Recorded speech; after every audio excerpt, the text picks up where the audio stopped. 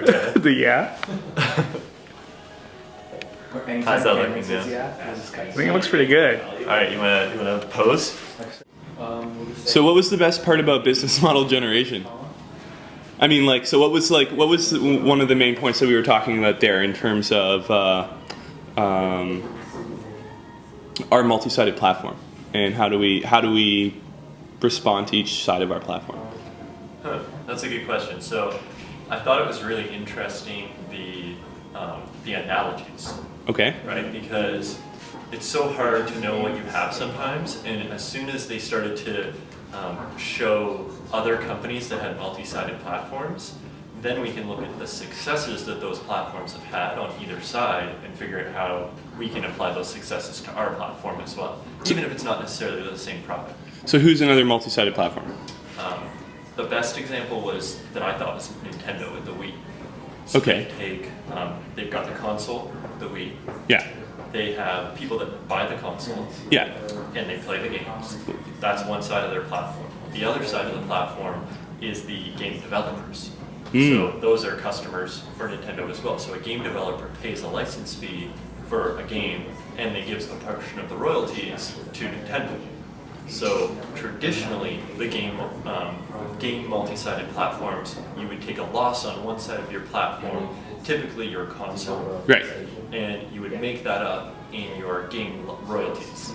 So, for example, the Xbox, it costs, say, $1,000 to make. They sell it for $500, but then they have such a critical mass of people buying the consoles at a loss that the game developers are attracted to develop for that platform.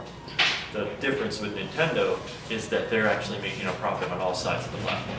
So they're selling the hardware at a profit, Right. and they're also charging the developer license fees and royalty fees for a profit as well. Okay, Cam, you've been telling me about this book, The Personal MBA. Why do I need to read that book? I don't think you should read it. Really? No, I'm kidding. So the Personal MBA was it was a website. Right. And it was started by this guy who wanted to become an MBA and started to do research on it and realized how expensive it was to go to any of the Ivy League schools. So he started researching what actually went on in those classes besides the networking and the connections that you'd make. And he started to compile a list of books that you could buy from Amazon or wherever that really provided the same amount of information that you could get through an MBA program. So after about a year or two of using community feedback to generate a book list of about 100 books, he started to identify some common mental models that are present in all of these books, and started to create small essays around each of these models. And so basically the idea with the Personal MBA book is that it's a very high-level overview of about 100 different books. And so you read a page or a chapter, and then if you want to know more, he provides a reference to a book.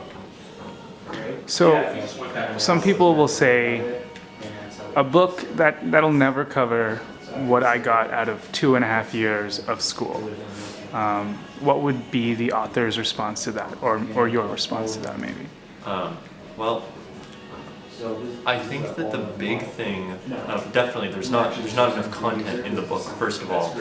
But when you look at all of the resources that he recommends, if you did read all of that, you're looking at probably around, 100 books, which is more content than an MBA program. Unfortunately, and this is the thesis of his book, if you don't do well, your Ivy League school is not gonna really help you out. I mean, it's really, the thing that they say is that successful people tend to get accepted into MBA classes. They would be successful anyways, Okay. even if they didn't go.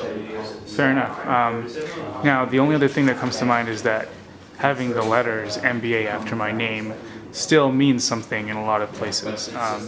Well, yeah, I mean, it's really interesting, and the research that's been shown, or that's been done rather, says that an MBA will help you within the first 5 years of graduating.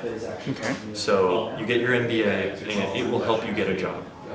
After 4 or 5 years, though, if you haven't done something with your life or done something to talk about it, then your MBA becomes more and more useless. So you really have to say, is it worth going $250,000 in debt, basically, so that you can get placed at a job for the first couple of years. And you don't typically get more money as an MBA.